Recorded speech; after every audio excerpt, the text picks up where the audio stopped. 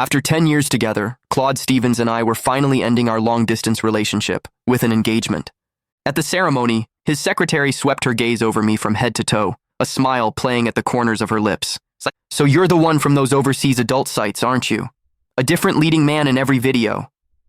She tilted her head, eyes glittering. "This is our first time meeting in person, but I have to say, your figure looks awfully familiar." I lifted my gaze, my voice cutting through the murmur of the crowd. "Are you certain that's where you've seen me?" The secretary flinched as if I'd slapped her, shrinking behind Claude with wide, wounded eyes. "I'm so sorry. I forgot people in that industry prefer to stay anonymous after they retire. I shouldn't have said anything."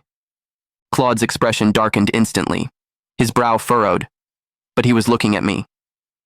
"You must have the wrong person." The secretary stuck out her tongue in a show of playful contrition. You're right. My mistake.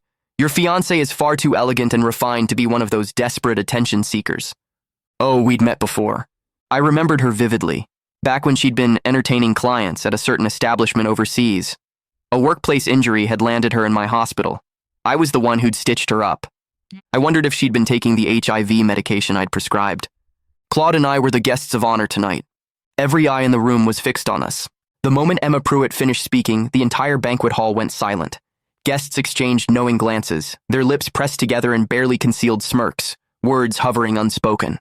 A mutual friend rushed over, trying to smooth things over. "Don't be ridiculous. Candace James was studying medicine in Alderhaven.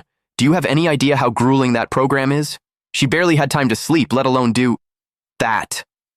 Emma's glossy lips, painted in that trendy, innocent yet seductive style, curved into a pout. "But isn't that exactly the type? All those stressed-out intellectuals blowing off steam with hookups?" She shrugged delicately. "Besides, Mr. Stevens is doing so well now, and Candace's family doesn't have money. Can you blame a girl for wanting to earn her dowry lying down?" I set my champagne flute on the table with a sharp crack, closing the distance between us. "If you're going to make accusations," I said, my voice low and razor-edged, "you'd better have proof. Otherwise, I will sue."